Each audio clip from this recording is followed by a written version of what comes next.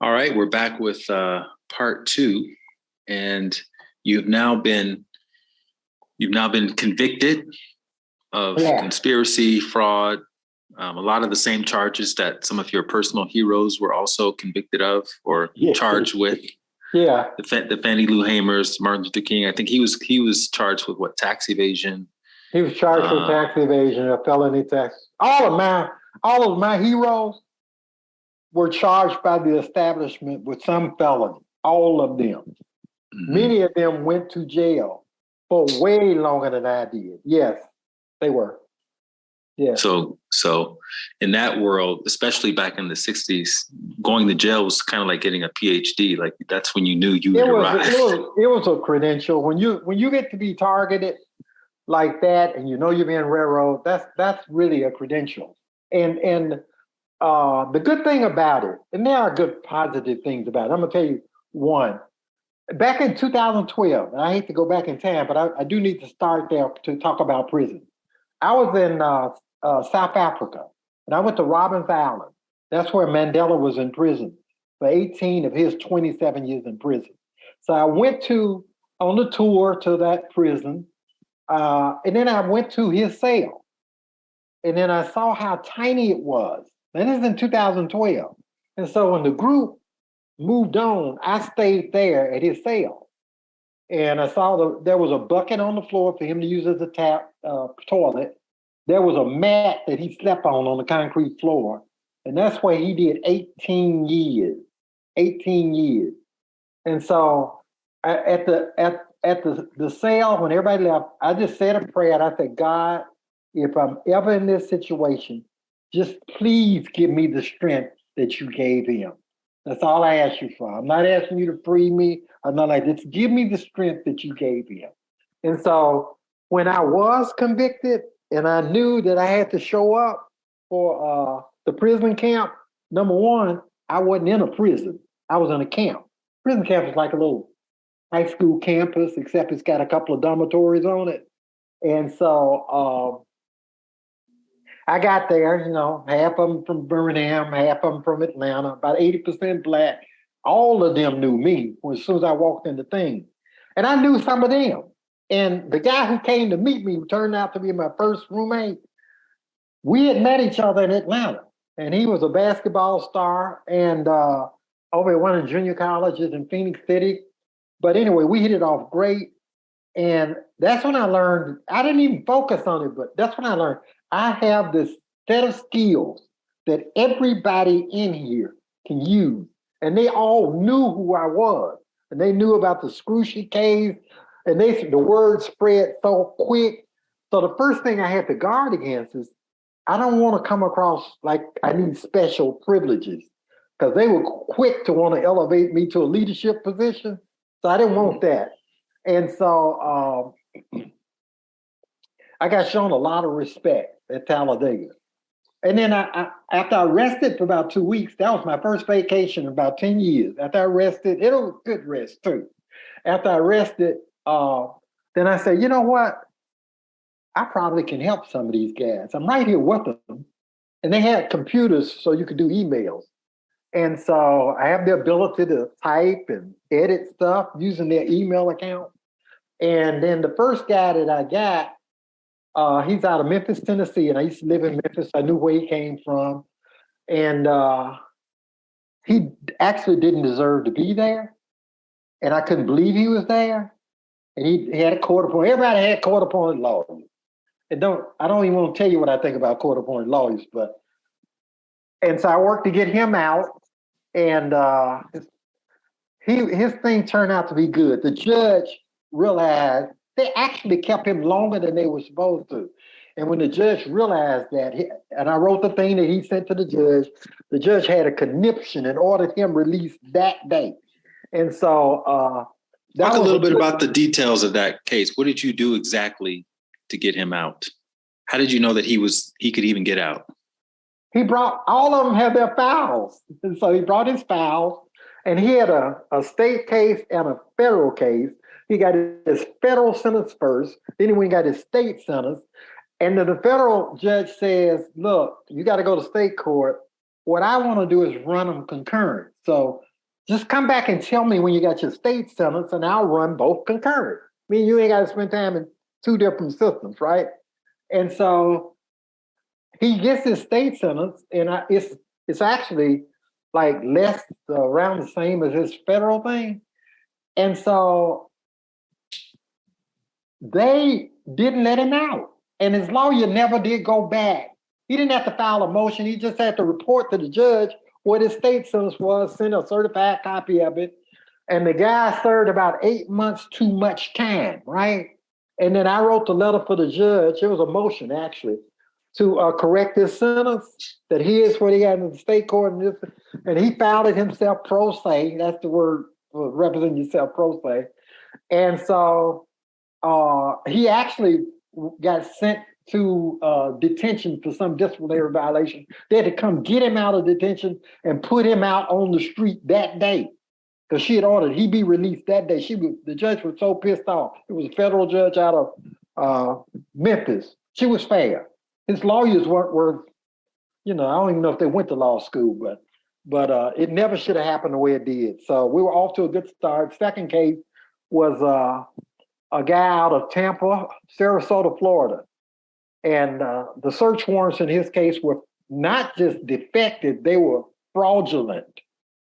And they were never signed off on by a judge or approved by a judge. But that's what was used to convict him, the evidence from the search. Could any lawyer see this when looking at the paperwork, or is this something that you had to If you had any degree, if you had gone to law school past one semester, you would know that these are, this is bad stuff. But these are court-appointed lawyers. They just court-appointed. They don't care. They just processing you. And so that one was so horrible, I couldn't even sleep. And I couldn't believe this. How is this going on? And so I did his thing. And over the course of the 3 years, I had done, it was 47 of them. I was able to get 47 of them out. After I did my first 8 out of my dormitory, that's when they figured out that it was me that was helping everybody. And that's when they framed me on a disciplinary charge so they could take me out of general population and put me in the hole, where I stayed for about a year. But even in the hole, I was helping people. It was easy to help them. And it makes the time go by. So I think when people hear this, a lot of people may have seen the movie Shawshank Redemption and the Andy Dufresne character helping people out. There's lines of people waiting to help him with their accounting and stuff like that. When I imagine the word spread like wildfire. It did. Got the first couple of guys released, because a lot of these guys don't have anybody, right? They've been completely abandoned. They have nobody. And so they have nobody. And then word got out that I was helping, and I wasn't charging anybody anything. I didn't need nothing. All I needed is to get to a computer and type your stuff for you. And then I assembled a team. Actually, it was 4 great guys who became part of my team, like the teams I had in Like paralegals? Yes. And they were helping proofreading, research, and they were great guys. And so then the Netflix documentary comes out. So now they get to see what it was I did in the case with the most count, and they couldn't believe it. So now I'm getting floodgates.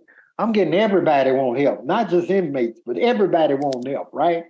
And so they have you right there. You're right there. And so they have access to you that they'll never have in the real world. And it just made the time fly by. I would work probably maybe 8 to 10 hours a day, working on somebody's case. My only rule was you got to get in line like Baskin and Robbins, take a number. And when I get to you, I'm spending whatever time it takes to get you done. The next guy just got to wait. You just got to wait. And that lasted until 11 o'clock on the night before they released me on August 25th, 2022. In fact, they wanted to release me earlier, but I asked them, could they push it back for a couple of weeks, because I had 2 Hispanic guys, and I had promised them I would not leave until I did their cases. And it took about a week on each one of them's cases. And those guys were so worried that I was going to leave without getting to their case. They had been waiting. I think one of them waited like 6 weeks. And I promised them, and I finished the last guy's case at 11 o'clock the night before they released me at 7 in the morning. So he was happy. I was happy. And when I left, they gave me a standing ovation. They were out on the courtyard, just clapping. They were happy for me, but they were sad. And they wouldn't let me take my stuff through. Two inmates took my stuff out. You know, I had boxes and stuff. But I was sad for them because I knew they would never have that kind of legal assistance again in life. So out of the 47 guys that you got help to get released, was it mostly a matter of filing one piece of paperwork, or what was like the commonality? No, it was because the court system is so screwed up now. You can be innocent and you can show somebody you're innocent and they still don't want to let you go. They don't want to admit they made a mistake. So you have to press them and you have to shame them and you have to corner the judge. Really, it's more the judge than the prosecutor into doing the right thing. You just have to, and you can only do that by being meticulous, very detailed. You remember it goes back to the three things, all courage, of it. preparation, preparation, and flawless execution. Yes. So you had to teach them to have courage and to prepare. First, I got to get them out of the mindset, you need a lawyer. You don't need a lawyer. You know more about your case than anybody. You've had years to focus on your case. All you got to do is prepare and execute. There ain't no home runs. You just get 1 inch at a time. You nail it down though. And you can do it better than anybody. No lawyer's gonna ever know all the facts in your case. You just have to know what's important and what's not important. So, you know, I would spend the time to get them prepared. This is how the judge is gonna come at you. This is how the prosecutor is gonna come at you. This is what you do. You don't ever get off message. I don't care what they're saying. You don't get emotional. You just stay on there, pound these in, make sure the record shows this, the record shows that. Put this document in. And actually, these guys turn out to be good lawyers for their own case.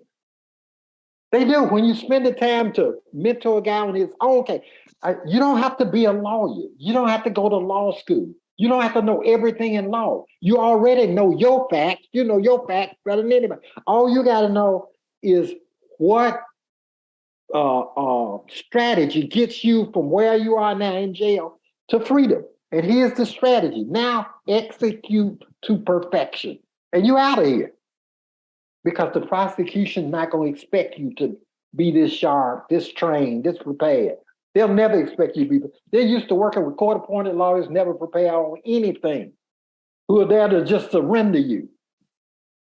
And it's sad when innocent people get, I've met about 5 truly innocent people, and when they get surrendered by a lawyer who's too lazy to do the job, it just galls me. It just galls me. Well, if someone cuts a plea deal, quotes plea deal, does that can they not fight their case once they're in prison, or how does that work? They can, but the grounds are so limited. They're so limited. You have to prove ineffective assistance of counsel. And we did that on several of them. But to do that, it's not just that you disagree with the way the guy did it. You have to show about 60 different things that he didn't do that you would have done. So imagine you're a pilot of a plane, and you're in the cockpit, and you see they got the little clipboard going down, this checklist, this checklist, this checklist. So I make a checklist of what a lawyer would do before he even talks to you about a plea deal. And I got about 60 substantive things he should do before he even fixes his mouth to talk to you about it. Because if he doesn't do those things, the plane can't fly anyway. So most of these lawyers don't do anything. They don't do anything. I say, where was your original written defense plan that outlines everything you guys are going to do before you decide to cut a deal? They list all of the prosecution witnesses. What are their strengths and weaknesses? What documents are they going to be using? What tape recorders are they going to be using? What video are they going to be reusing? What else do they have out there that they can call or use or introduce? Now, let me assess the strengths and weaknesses of all that. Let me show that to you. Now, you help me build a defense to discredit every one of these items, right? I can't even talk to you about pleading guilty if I haven't done that. How am I gonna do that? I don't even know how strong their case is. They may have lost evidence. They may have lost the cocaine, right? They may have lost the bank money or whatever the hell it is. How am I talk to you about pleading? How can I do a deal if I can't fight? Who's got to deal with you? Nobody's got to deal with you. You can't fight. What are you getting? It's a surrender. Just call it a surrender. I'm coming in surrendering and throwing myself on the mercy. That's I just approach everybody. So I say, you believe in yourself, you believe in your innocence, you be your lawyer. I'll teach you what you need. You only need to be a lawyer for a moment in time, just one moment in time. And you be unrelenting because your freedom is at stake. You don't care about nobody's feelings. You ain't trying to spare no judge no time. You don't give a damn if the hearing's gonna last 1 day, 5 days. It's your freedom. Ain't nobody going to jail but you. When you win, you can shake everybody's hand and say, I'm sorry I had to be so hard on you. But I thought you would want me to be hard on you in order to get my freedom. Okay, so what were the criteria for people whose cases you took? How did you know to take this guy's case versus that guy's case? Well, at first it was just who wanted me to help them. Mm-hmm. And then it still pretty much was that, but you had to take a number and get in line because there were so many people. And then I had to cut it off. I knew, my time is getting short and I can't, because I didn't truncate anybody's allocation of time. Whatever, if it took a week, if it took 2 weeks, that's how much time I'm taking on your case. I'm not going to give you the documents for you to sign if they ain't pristine and perfect from my standard. All you got to do is execute. And I'm going to tell you how to execute. I'm going to tell you how to talk to the judge. And you can't be scared when you walk in there. You got to walk in there like you own that courtroom. If you don't know something they ask you say, I don't know what you're asking me. Break it down for me so I'll understand what you're saying. And you say it in a way like this guy's scared to tell you anything but the truth. Break it down. And you don't agree to nothing. You agree to nothing. You ain't saving nobody no work to prove nothing against you. No, you better bring whatever witnesses you need. I ain't agreeing to nothing. Nothing, ever. And you just wait for the prosecution to make a mistake.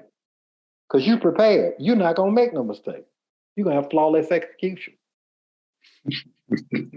And they're going to be mad at you. Yeah, they're going to, slam books down. All that. You don't care. They're not in jail with you.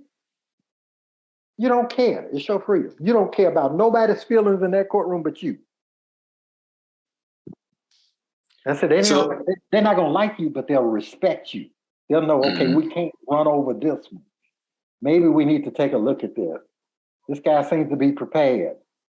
Yeah, he's lawyering his own case. I wonder who's helping him. He seems to be prepared beyond lawyering, though. I mean, he knows what he's doing. I wonder did he take paralegal courses or something like that. But anyway, it's all good. But it made my time fly by. And you said they found out about it and at Talladega, and then on some trumped up charges and threw you in the hole. Yeah, and transferred, and we got to get rid of him. Yeah. What is the hole like? Talk about that experience. Hole is a tiny room, like about 6 feet by maybe 10 feet, 6 feet wide, 10 feet deep, and 2 bunks in there, 1 toilet. In Talladega, you couldn't flush the toilet. A guard on the outside had to flush it. You couldn't turn the lights on or off. They had black mold in the vents, and it was horrible, filthy. And the United States should never talk about or criticize anybody else's prison system, because the United States prisons will rival any third world prison in the country, in the world. Mm-hmm. And in the summer of 2020... Don't criticize the Russians for how they treat prisoners, because you do the same thing. All it does is make you a hypocrite to the rest of the world. Everybody knows you do the same thing in the United States. Do not go around criticizing nobody else's treatment of prisoners or their prison condition. Mm-hmm.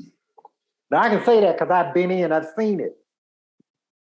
And in the summer of 2020, you had a simple request to keep the little food slot open. Why were you asking to keep the food slot open? Because the cell I was in, the air conditioning had broken for the building, and there was no air circulating in the cell.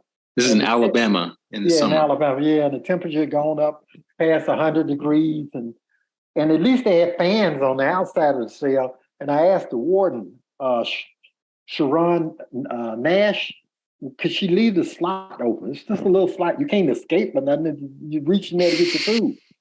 And she said no, and they slammed the damn thing closed. And I said, okay. I had to sleep on the floor because the floor was cool. And then you wet your towel and put it over your head and your back, and then that keeps you cool. The wet towel is how you stay cool. And then so I don't ever want to hear Biden, Joe Biden, or Donald Trump, or nobody talk about prison conditions, because their asses were there and they were in charge and they could have changed it and they did not. So I don't hear any excuses. Mm-hmm. How often were you allowed to shower from the hole It's like you shower 3 times a week. Mm-hmm. Mm-hmm. Shower is about as big as a coffin. They lock you in a cage and they turn the water on. You hope it's not too hot. They handcuff you to take you to the shower, right? That's correct. They handcuff you, take you to the shower, and then they push a button and you hope it ain't cold, you hope it ain't hot. They know adjusting of the water. There's no, wait, it could be cold or hot? You don't know? Yeah. There's nobody to complain. Is there room just to let the water come out first so you can see what the temperature is like? No, there is not. No, you just have to put your rag, put your little rag. Ain't no face towel, it's a rag.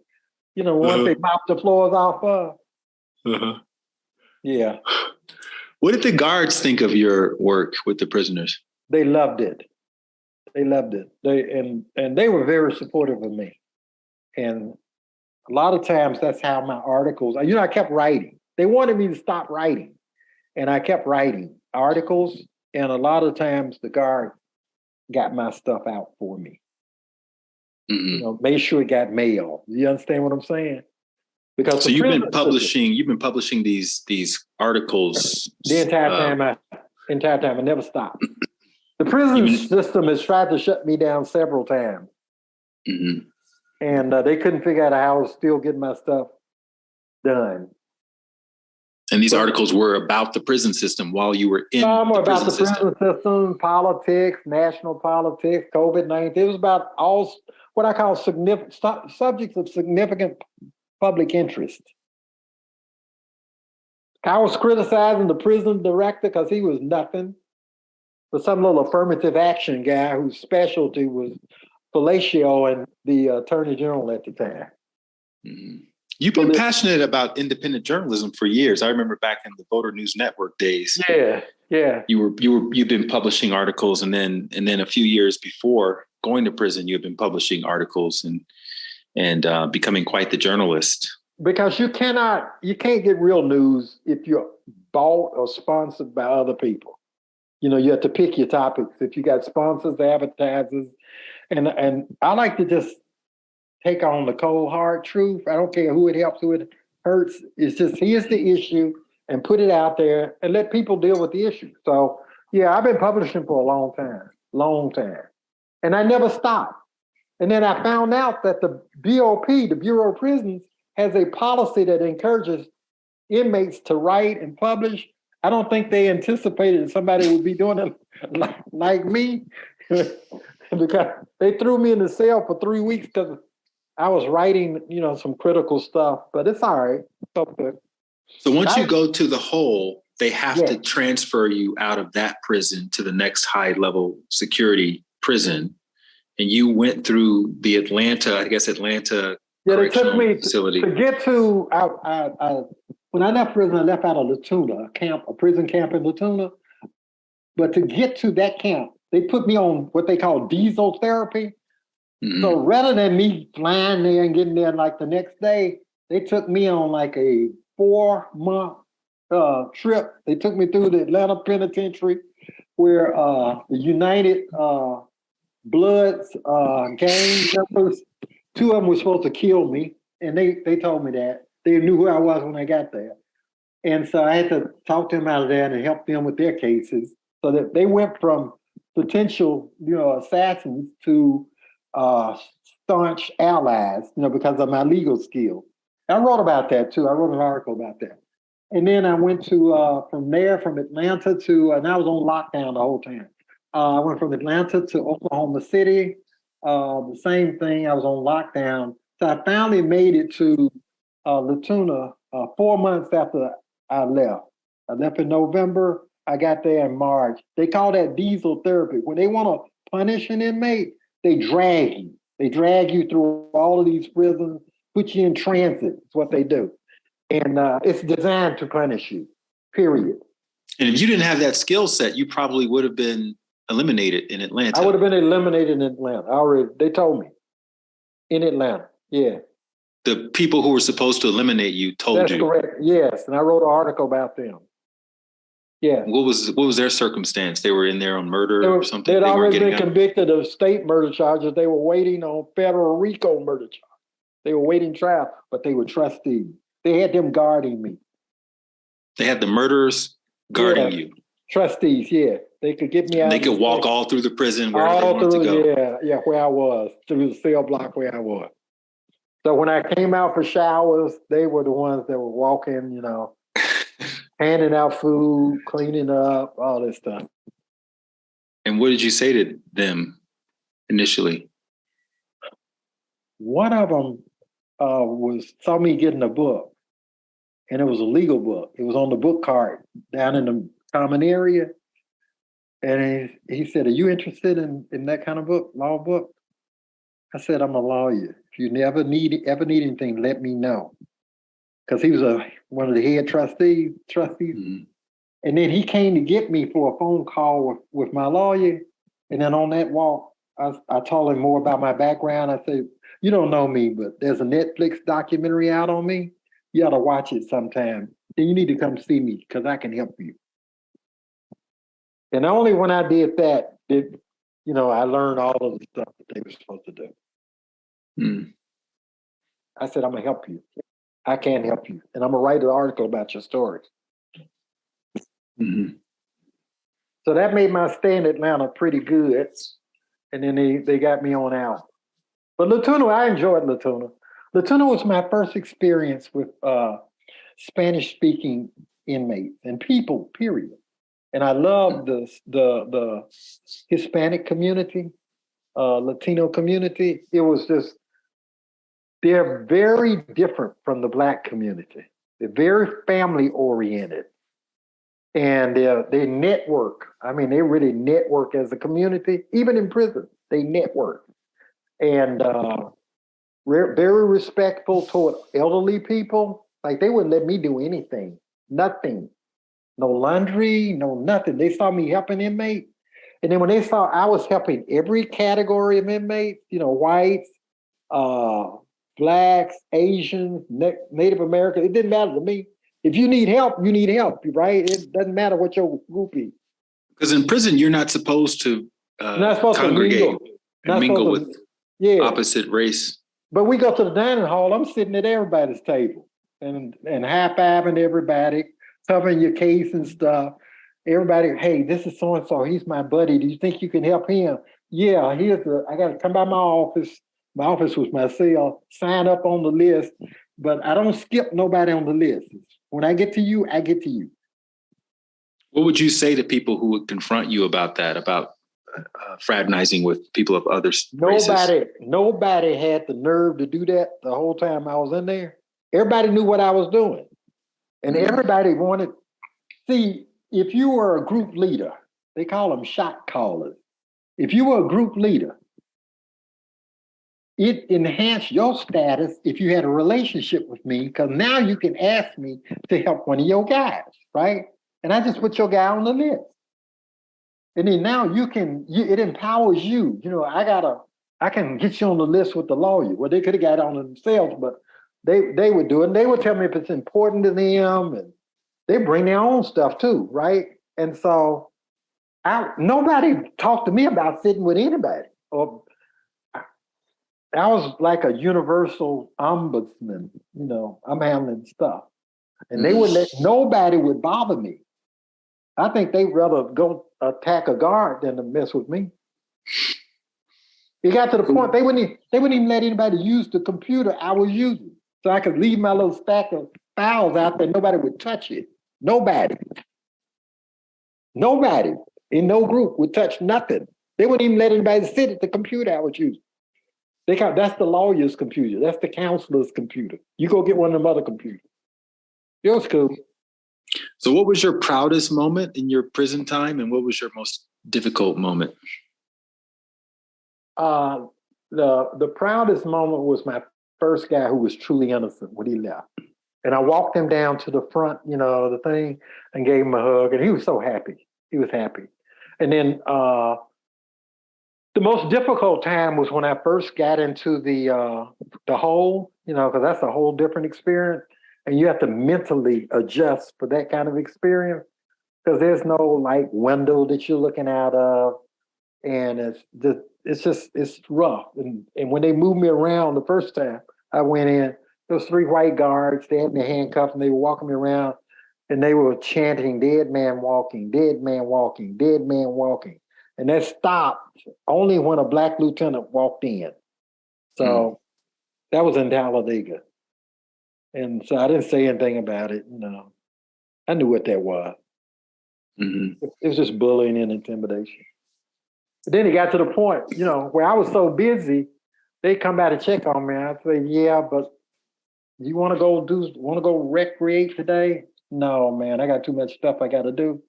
What you can do is give me some more paper, some more envelopes. I need that. Can you give me more paper, envelopes, and pens in the hole? Yeah, we can do that. I say, "I'm handling a lot of business." And I said, if anybody wants to see me, they got to make an appointment, because sometimes the staff members want to see you.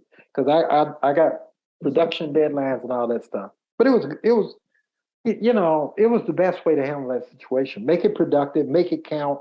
Let somebody benefit from you being there. Mm-hmm. Mm-hmm. I don't know, but I think 47 people is a record for like 3 years in prison. After you got out and you reflected back on the experience, what did you learn about yourself as a person from having gone through all of that? I learned, number one, that God answers prayer. At Mandela's cell, I prayed, "Give me the strength that you gave him." When I walked out of there, I knew that prayer had been answered because I looked back on it, and as bad as it sounds with me talking to you in this interview, it was nothing but a blip in my life. And then I knew that the 3 years in Tuscaloosa at the University of Alabama had prepared me for anything and everything, because those were the longest and loneliest and worst 3 years of my life were at the University of Alabama at the law school. So prison was I was like a rock star in prison. So, I mean, if I wanted to, I could have been like I could have been the shot caller for the whole prison of everyone I was at, but I didn't want that role. I just want to help people. They would have loved to have given me that. They would have loved that. But I had a lot of support with the staff people too now. Because when you're human, everybody got a problem. All of them got legal problems. And I'm right there, they pull you in. "Hey, can I talk to you in the dining hall? Can you stay after you eat? And let me talk to you for a few minutes." Everybody. So speaking of that, if someone's listening to this and they have legal problems, which I'm sure a lot of people do, what are some of the ways that one can vet their attorney that they're thinking about working with or hiring to make sure that person is going to be able to get the job done? Couple of things. So let me tell you, the regular person, I tell everybody. The first thing is, do you think you're going to have to go to court? Okay? Because that tells you which category of law you need. You got your pencil pushers who all they do is write paper. You got the ones that got to go in the gladiator pit, right? So if you think you got to go in the gladiator pit, and you should count on that. You shouldn't say, "Oh, well, I'm going to get a settlement. I'm just going to get a settlement." Well, if you don't get a settlement, you're in the pit, right? So you got to have a fighter. And so that's number one. Do I need a fighter or a paper pencil, paper pusher? Number two, if I need a fighter, what is this guy's win-loss record in the gladiator pit? I mean, if you're having a football coach, that's the first question come out your mouth. What's your win-loss record, man? And what I'm stunned at is most people never ask that question. I'm not talking about your guilty plea record. I'm not talking about you settled this case, or I'm not talking about you knocked off 20 of the 50 charges. I'm saying, did you walk out the gladiator pit with the other guy on the ground and you went on about your business until the next fight? And so if a lawyer cannot answer that question, get up and walk out. You with the wrong guy. And the third is, if they have a good track record for winning cases, have they had your kind of case before? Let's say you're a white collar guy on Wall Street. But that's different from representing. I'm looking at the Donald Trump case now. He has the absolute mismatch of talent he needs for the kind of problem he had. He got one of these street guys representing rappers, drug cases, murder, bank robbery, that kind of stuff. He's got white collar, man, political implications. That guy don't have a clue about white collar political implications. And I'm not saying he's not fighting hard, but that's like having a Piper Cub pilot trying to fly a 747. Different skill set, different experience, different training, different everything.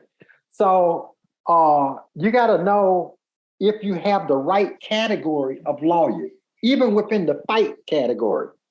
And then number 4, does he have courage? Everybody ain't got courage, man. They say, man, when they go to the country club, do they defend you when people are talking about you like a dog? Do they stay true to you? And you don't really know that, but you need to find that out. And then the next do they have the time to put in on your case? Are they going to do 7 days of preparation for every 1 day of court? And you don't know. You better ask them. And where's the written defense plan, man? How you going to show me what you're going to be doing? So when we talk once a week, I'm going down to check off, okay, we're in section 2 now on task number 8. And we looking at the same game plan. I know what you're doing. You know what I'm doing. If you don't get that, I can tell you now, you ain't got a prayer in hell of winning. Mm-hmm. And you get all that before you pay money now. You get all that before you pay money. You need to see what the guy's going to do and how he's going to do it before you put a dime in there on him. If they tell you I got to have $5,000 before I can read your stuff, get up and walk out. Because I can tell you now, that guy ain't going to do nothing. That's a hustle. All they're doing is looking for the next car note payment and mortgage payment. Mm-hmm. And then the ones say you got to get the money in. Oh, I can do your case for $100,000. Then you paid $100,000. Then a month later, he's talking about you got to plead guilty. I didn't know they had all this evidence. How come you didn't know, man? Why didn't you get your ass up and go over there to the prosecutor's office and look at the file before you got the $100,000? I've heard all of that. Man, it's so sad what goes on. How do you find? I've seen people pay a lot of money and they didn't get $50 worth of legal work. How do you find the fighters, the guys who are preparing, the guys who have flawless execution? Where do you, or the people, I should say? How do you find these people? Hang out down in the county courthouse or the federal courthouse, talk to the little security guys on the front of the federal courthouse and say, hey, how you been working down there? I just need to ask you a question. You've seen a lot of lawyers coming in. You ever sit in on trials and stuff? Who did you think was really good at what they did when you watched them in front of the judge and the jury? Did they win the case?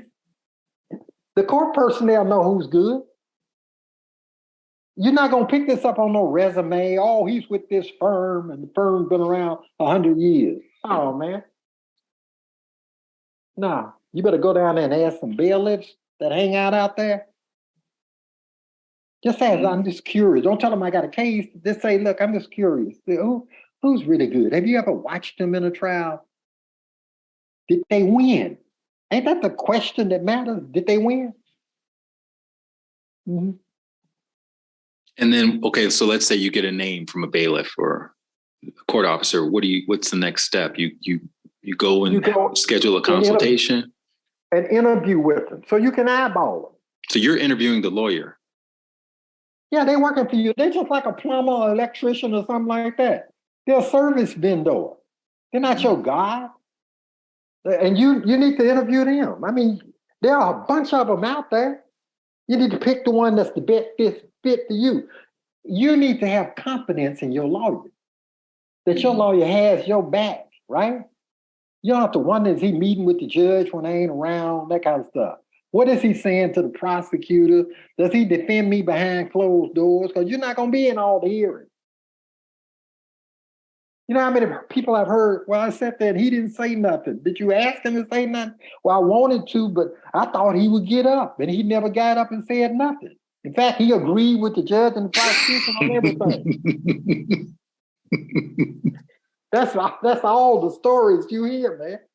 And if you realize you're in a bad situation like that, can you 5 the lawyer, him or her, immediately. Tell the judge, I need to change lawyers. I have no confidence in this guy. He didn't show me any skill. He's not even doing elementary stuff. It's not enough that you disagree with him, but he hasn't presented me a written defense plan.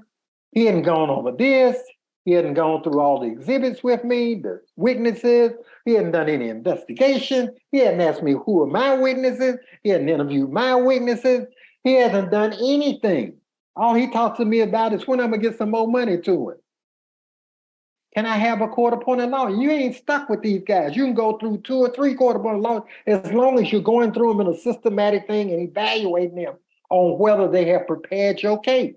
You know if a guy's prepared. You can tell when a guy's prepared. It's like those racehorses in the gate. You know, at the beginning of the race, they can't wait for the gate to open so they can run. Mm-hmm. So you can have as many court-appointed attorneys as you need to. You can have more than one. You just go through them, but you need to, you know. And I would ask the judge to appoint somebody who has expertise in my case. Mm-hmm. Would you want a brand new guy out of law school on a murder case? No, because you know brand new people make mistakes. No. Would you want a drug lawyer on white collar cases? No. You know, it's like doctors. You know, the medical profession, everybody has a specialty now. They're ENT doctor, they're cardiologist, they're cancer doctor, they're bone doctor. They do, you know, oral surgeries and stuff. They're brain surgeon. They got so many doctors. Well, lawyers are like that too. Mm-hmm. They specialize within an area, specialize in these types of criminal cases. Mm-hmm. So if you could wave a magic wand and influence the criminal justice system as mm-hmm. you've experienced it, what recommendations would you make? What changes would you initiate? Oh, change number one is prioritize violent crime. Change number two is with respect to nonviolent property-related crimes, find alternative dispositions for those to free up the space for violent crimes, because violent crimes are escalating out of control and we don't have enough prison space for both. And number three, low-level drug stuff where somebody just getting high himself, put them in a drug program. They don't need to waste in jail space on that. And reform number four, the guys that you have in prison camps, send them home and put a leg monitor on them. Ain't no need of spending staff time and all that. You've already deemed them to be nonviolent, no great risk. You don't even have a fence around their facility. So why are you wasting all that overhead on them? We need to focus on where the real crime is, and that's violent offenders, either gang members, those who are perpetrating violence in connection with serious drug dealing. Let's get that under control. I know you focus on these other things because they're easy pickings and the lawyers, the court-appointed lawyers, surrender them quickly. And then you just say, I got 3,000 convictions as a prosecutor, but you ain't convicted nobody. You haven't had a real case. You get the rollover cases. Low-hanging fruit is what my friend calls them. Doria Reed calls it low-hanging fruit. Who can't do that? Who can't reach up there and pick a grape that's 1 foot from the ground? Off the limb. So those are the basic reforms I would make. Number one, I think if you commit a crime of violence, let's say it's murder, assault with a weapon, knife or gun or something like that, then you don't need to get burned. You can, if you have to anger to do that, you can sit there until your trial. Let's free up that space. I'll let some pickpocket go home. I'll let somebody who's getting money out of Target, getting a shirt out of Target go home and wait on his trial. So, that speech that Mr. Rhodes gave to you, Don't Forget About Us. Mm-hmm. What would you say to a new attorney who just graduated law school? Number one, if you want to be really successful in your career, you need to be trained, groomed by somebody in the generation ahead of you who's already been down that road, so you don't make the same mistake he made, right? That's what they were doing for me. That's exactly what they were doing for me. And so you come out brand new and you're not doing that, you're already behind the 8 ball. You're already behind the 8 ball. That's the number one thing. Go meet somebody. Go watch them work. What do you call it? Shadowing the person? Mm-hmm. You're not making no money anyway. You may as well go do that and learn something. And then talk to them. Most people, like they did for me, opposing counsel, other kind, they will help you. All you gotta do is ask the question, what do you think about this? How do you deal with this kind of situation? Can I go watch you do one? Will you critique my performance? But those are for guys who want to be in the gladiator pit. I haven't found many people want to be in the gladiator pit. It's a lot of work. It's a great reward, but it's a lot of work. And you establish a brand. I have a brand out here. It don't matter if I was in prison, out of prison. I got a brand. I could have all the work I want with anybody I want, but I don't do it because I'm not in the legal thing. I'm retired. But I had a brand. Prison didn't, getting convicted, going to prison, that didn't do anything to tarnish my brand. Everybody knew I was a political prisoner. Everybody, they told me. They knew why I was in there. That's why they made my stay as comfortable as possible. But I still have the brand. But I turn down stuff all the time. You got folks want me to do this case and that case. Well, I don't. I'm retired. I did a long time of it. I only thought I would do 25 years of it, but it turned out to be almost 50 years. And it's not. It's easier today than it was when I started because I can look at you and tell how I'm gonna kill you. There'll be about 5 different ways I'm gonna kill you. I just time it, see which one's the quickest one because I don't have a lot of time now. But if I want to play with you or entertain the crowd or something like that, I may take more time. But the only way you're gonna beat me, and I'm not being cocky, arrogant, you got to cheat. You got to have massive cheating too. You're not gonna beat me on the skill of a lawyer. That ain't happening. You got to have a judge that's in on the, that's decided they want you to win. They're gonna use all of their seasoned experience to help you win. Well, you started your life fighting against the injustices of corporal punishment, getting the 3 whoopings, multiple spankings for the same offense, and now you've it's come full circle. You've been able to help other guys and people who have also been victims of the injustice of the criminal, the American criminal justice system. And I just want to acknowledge that you have very much, in my eyes, at least, been living your purpose and your passion, and you've left a big impact and a big positive impression on the lives of your children and your friends and, everyone who's crossed paths with you. And like we said, you can get a really good snapshot of your legal work in that documentary, Trial by Media. It's on Netflix. And what's next for you? I have a couple of business goals that I'm working on, and they're progressing well. I enjoy business. I'm writing. I want to do 2 documentaries. One on the on reforming the America's prison system, because I can speak on it both from an outsider and insider. And then I want to do one on my case. Much more detail on my case than we talked about. But ultimately, my ultimate business goal is I want to get an NFL football team. That's what I work for every day. And I've been through the process from beginning to end once with the Rams, and I'm better at it. And I think it'll take me about 2 years to get that done. But I don't want no partners. I just want to get one. And so, what do you say to people who hear those kinds of goals and just think, "Oh, you're delusional. You're not being realistic," and all of that? They're already losers. I don't pay attention to them. I pay attention to the ones that tell me how I can get it done. That person has already resigned himself or herself to whatever their fate in life. That ain't none of me. That ain't none of me. I've already like my resume, looking back on it, is filled with so many things that people thought could never be done.